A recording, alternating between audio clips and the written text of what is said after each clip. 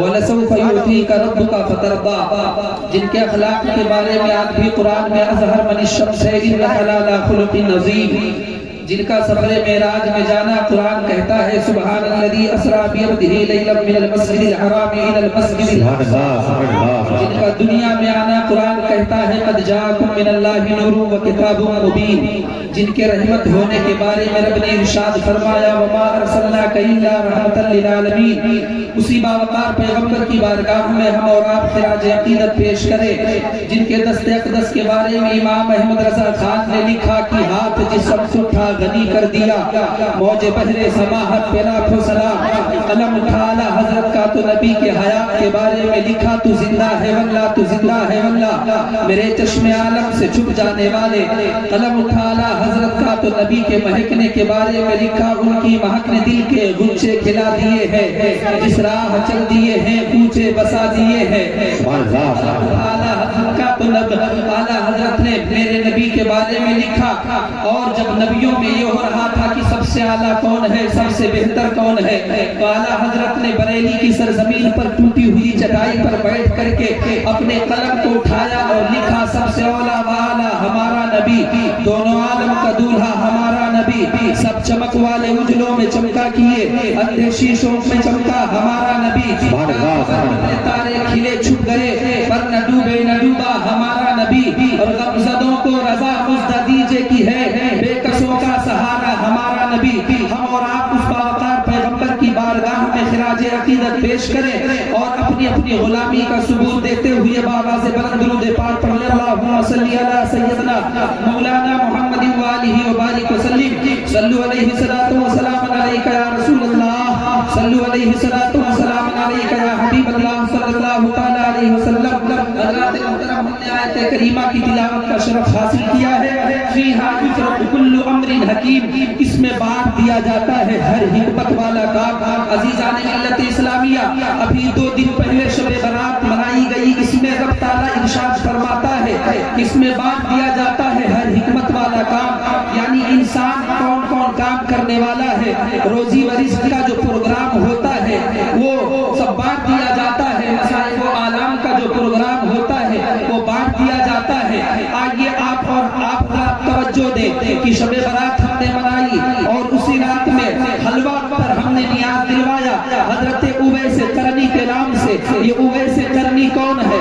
داستان جب ان کی پڑھیے، تاریخ اٹھا کر کے دیکھیے تو تاریخ میں ایک ایسے انسان یہ گزرے ہیں، ایسے شخص گزرے ہیں جن کو حضرت اویس قرنی کہا جاتا ہے۔ اویس قرنی وہ ہے جن کے بارے میں میرے نبی نے ایک دن صحابہ کے انجمن میں ارشاد فرمایا تھا اے میرے صحابہ مجھے قرن سے وفا کی خوشبو آ رہی ہے۔ لوگوں نے کہا یا رسول اللہ وہ قرن میں کون ہے؟ کہا کہ وہ اویس ہے جو مجھ سے محبت کر رہے ہیں۔ حضرت اویس قرنی سرکار سے اس طرح محبت کرتے تھے، اس طرح محبت کرتے تھے کہ آپ سے ملاقات کے لیے بے قرار رہتے تھے، لیکن آپ کے گھر پہ آپ کی ماں بیمار تھی جن کی خدمت کی وجہ سے حضرت اویس سرکار سے مل نہ پائے۔ حضرت اویس قرنی اپنی ماں کی خدمت کر رہے ہیں، ایک دن اپنی ماں کے پاؤں دبا رہے تھے، جب ماں کے پاؤں کو دبایا ان کی ماں جانتی تھی کہ میرا بیٹا میری خدمت کر رہا ہے، پاؤں کو دبا رہے ہیں، رو رہے ہیں، روتے چلے جا رہے ہیں،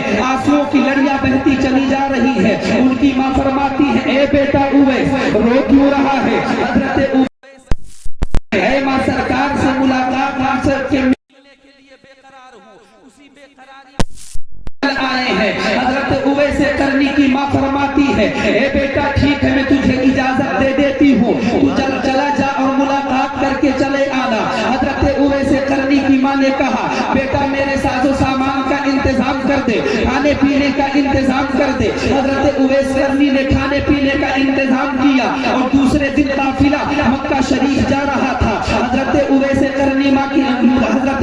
قرنی کی ماں نے اجازت دے دی بیٹا کل جو قافلہ جا رہا ہے اسی کے ساتھ چلا جانا۔ حضرت اویس قرنی اسی قافلے میں شامل ہو جاتے ہیں، مکہ شریف کی طرف آپ رواں دواں چلے جا رہے ہیں، قافلہ رواں دواں چلا جا رہا ہے. حضرت اویس قرنی بڑھتے ہیں, قافلہ آگے جا کر کے پڑاؤ ڈال دیتا ہے, ٹھہر جاتا ہے, لیکن حضرت اویس قرنی سرکار کی محبت میں اس طرح سے شرمسار تھے کہ آپ کے قدم رکے نہیں تھے بلکہ بڑھتے چلے جا رہے تھے. حضرت اویس قرنی آگے بڑھتے ہیں, آپ کے پاؤں میں جو جوتے تھے وہ جوتیاں پھٹ جاتی ہیں, الگ ہو جاتی ہے. حضرت اویس قرنی کے پاؤں میں چھالے پڑ گئے, لیکن جیسے مکہ شریف پہنچے ہیں عزیزان ملت اسلامیہ, آج کے ماحول کو آپ نگاہوں کے سامنے رکھیے کہ جب آج کا حاجی گنبد خضرا پر اس کی نگاہ پہنچتی ہے تو تصویریں لینا شروع کر دیتا ہے, سیلفی لینا شروع کر دیتا ہے. کبھی گنبد خضرا میں جا کر کے اس کو گنبد خضرا کے سامنے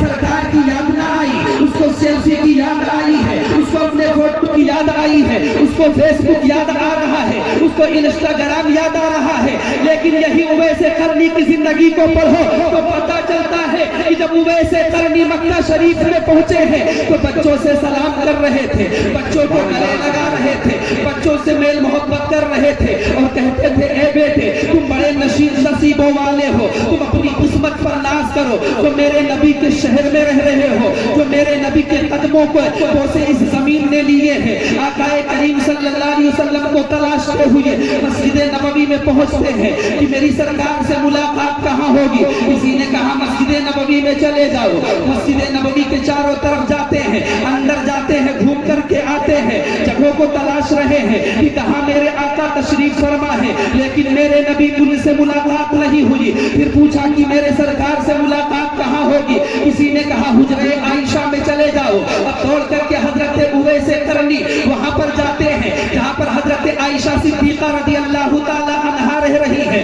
جاتے ہیں دروازے پر, دروازہ کھٹکھٹاتے ہیں, اندر سے آواز آتی ہے من دق الباب, کون ہے؟ کہا کہ میں قرن سے آیا ہوں. کہا کیا بات ہے؟ کہا کہ مجھے سرکار سے محبت کر, سرکار سے ملاقات کرنی ہے. کہا ابھی میرے سرکار باہر نکل گئے ہیں. کہا اے ام المؤمنین امی عائشہ صدیقہ آپ پردے کے آڑ میں ہو جائیں, آپ پردے کے اندر چلی جائیں, میں اندر آنا چاہتا ہوں اس لیے کہ مجھے واپس جانا ہے. کہا کہ آپ پردے کے اندر کھڑی ہو جائیں. حضرت عائشہ صدیقہ پردے کے آڑ میں ہو جاتی ہے. کیا دیکھتی ہے؟ ایسا مجنو دیکھنے میں لگ رہا ہے جس کے بال بکھرے ہوئے ہیں, جس کے کپڑے پھٹے ہوئے ہیں, چہرے پر گرد و غبار ہے. اب حضرت اویس قرنی اندر داخل ہوئے ہیں. حضرت عائشہ فرماتی ہے کہ میری نگاہوں نے دیکھا وہ ایسا مجنو تھا کہ کبھی سرکار کے مسند کو چوم رہا تھا, کبھی سرکار کے بستر کو چوم رہا تھا, کبھی کھجور کے ستونوں کو چوم رہا تھا. ایسا لگ رہا تھا کہ سرکار کی محبت میں دیوانہ ہو گیا ہے. حضرت عائشہ فرماتی ہے کہ ٹھہر کیوں نہیں جاتا ہے, جب سرکار سے تو اتنی محبت کر رہا ہے تو رک کیوں نہیں جاتا ہے. کہا میں اور زندگی بھر سرکار کی راہیں تکتا رہتا, لیکن میرے پاس وقت نہیں ہے, میری ماں معذور ہے, دونوں آنکھوں کی اندھی ہے. میں نے اپنی ماں سے وعدہ کیا ہے کہ شام کا سورج نہیں ڈوبے گا, اس وقت سے پہلے میں واپس آ جاؤں گا, اس لیے مجھے واپس جانا ہے, ٹھہر نہیں سکتا ہوں. لیکن جیسے میرے سرکار آئیں گے ان سے سلام پیش کر دینا. حضرت عائشہ سن رہی ہے, میرے آقا صلی اللہ علیہ وسلم کے دیوانے کو دیکھ رہی ہے. اویس قرنی ساری چیزوں کو چومتے ہیں, واپس نکل آتے ہیں. واپس نکلنے کے بعد میں حضرت اویس قرنی جب باہر جیسے نکلے ہیں, مکہ شریف سے باہر نکل رہے ہیں, حجرہ عائشہ سے باہر نکل رہے ہیں, تب تک میرے سرکار تشریف فرما ہو جاتے ہیں. سرکار کی جلوہ گری ہو جاتی ہے. میرے سرکار جب آئے تو حضرت عائشہ سے پوچھتے ہیں اے عائشہ کیا کوئی آیا تھا؟ ایسا لگ رہا ہے اس کی خوشبو سے, ایسا لگ رہا ہے کہ میرا اویس قرن سے آیا تھا. حضرت عائشہ صدیقہ فرماتی ہے ہاں یا رسول اللہ, ایک ایسا شخص آیا تھا جس کے کپڑے پھٹے ہوئے تھے, جس کے چہرے پر گرد و غبار لگا ہوا تھا, جس کی زلفیں بکھری ہوئی تھی. یا رسول اللہ, کبھی وہ آپ کی دیواروں کو چومتا تھا اور کہتا تھا میرے سرکار کا پشت اس دیوار سے لگی ہوگی, کبھی اس کھجور کے ستونوں کو چومتا تھا, کبھی میرے سرکار کے ہاتھ اس میں لگے ہوں گے. وہ واپس گیا ہے. میرے نبی ارشاد فرماتے ہیں اے ابو بکر جاؤ اویس کو واپس لے کر کے آؤ. حضرت ابو بکر صدیق نکلتے ہیں اویس کو تلاش کرنے کے لیے, لیکن اویس قرنی ملتے نہیں ہیں. واپس چلے آتے ہیں حضرت ابو بکر اور عرض کرتے ہیں یا رسول اللہ صلی اللہ علیہ وسلم اویس جا چکے ہیں. اب جب جا کر کے حضرت اویس قرنی اپنے ماں کے پاس میں ہوتے ہیں اور ماں کے پاؤں کو دبانا پھر سے شروع کر دیتے ہیں. ماں فرماتی ہے اے بیٹا اویس آج نے نبی کو دیکھ لیا ہوگا, بتا ان کی زلفیں کیسی ہے, بتا ان کا چہرہ کیسا ہے. یہ اویس قرنی سرکار سے اس طرح محبت فرماتے تھے کہ جب کوئی مکہ شریف سے آتا تھا یا مدینہ شریف سے آتا تھا تو اویس پوچھتے تھے کہ تو مدینہ شریف کا رہنے والا ہے, سلام کرتے اور کہتا وہ ہاں میں مدینے کا رہنے والا ہوں. تو سرکار اویس قرنی اپنی اونٹنی کی دودھ کو دہتے تھے اور اس کو دے دیتے تھے کہ تم پیتے رہو اور سرکار کے بارے میں بتاتے رہو کہ میرے نبی جب بولتے ہیں تو ان کو لب کیسے لگتے ہیں, جب میرے نبی چلتے ہیں تو ان کی ادائیں کیسی رہتی ہیں. حضرت اویس قرنی کی ماں حضرت اویس قرنی کی ماں پوچھتی ہے بیٹا میرے نبی کا حال کیسا تھا بتا. حضرت اویس کہتے ہیں ماں میں بڑا کہ میری ملاقات میرے سرکار سے نہ ہو سکی, میری ملاقات نہیں ہو پائی ہے. کہتے ہیں کہ ان کی ماں فرماتی ہے بیٹا کیا ہوا. کہا جب میں پہنچا تو میرے آقا صلی اللہ علیہ وسلم کہیں چلے گئے تھے, ملاقات نہ ہو پائی, پھر رونے لگے. ان کی ماں اپنی آنچل کو اٹھاتی ہے اور اٹھا کر کے دعا کرتی ہے اے رب میں اپنے بیٹا اویس سے راضی ہوں, تو بھی راضی ہو جا. اور اے بیٹا اویس تو رونا, ساری دنیا نبی کی بات کرتا رہے گا اور مدینے والا تیری بات کرتا رہے گا.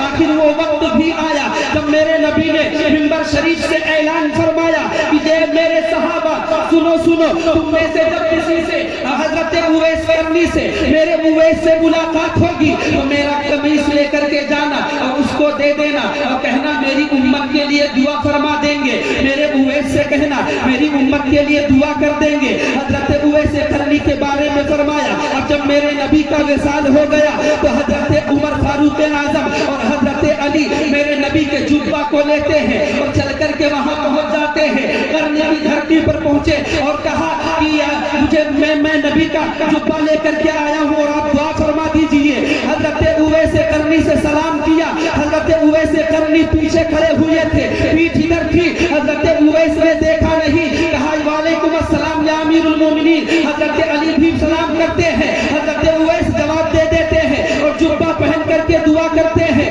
کہتے ہیں جب تم سرکار سے اتنی محبت کرتے تھے تو ملاقات کیوں نہیں کر پائے, کیوں ملنے نہیں آئے. حضرت اویس کہتے ہیں کچھ مجبوری تھی, لیکن تم تو سرکار کے صبح کو بھی دیکھا ہے, میرے نبی کے شام کو بھی دیکھا ہے, بتاؤ میرے سرکار کی آبروئے بھویں کیسی تھی. تو حضرت عمر بھی خاموش ہے, حضرت علی بھی خاموش ہے, کچھ نہیں بول رہے ہیں. حضرت اویس سے کہتے ہیں حضرت عمر کہ تم ہی بتا دو سرکار کی آبروئے بھویں کیسی تھی. تو حضرت اویس قرنی فرماتے ہیں سنو جب دور سے دیکھتے تھے تو سرکار کی آبروئے بھویں ملی ہوئی نظر آتی تھی اور جب نزدیک سے دیکھی جاتی تھی تو جدا دکھائی دے رہی تھی.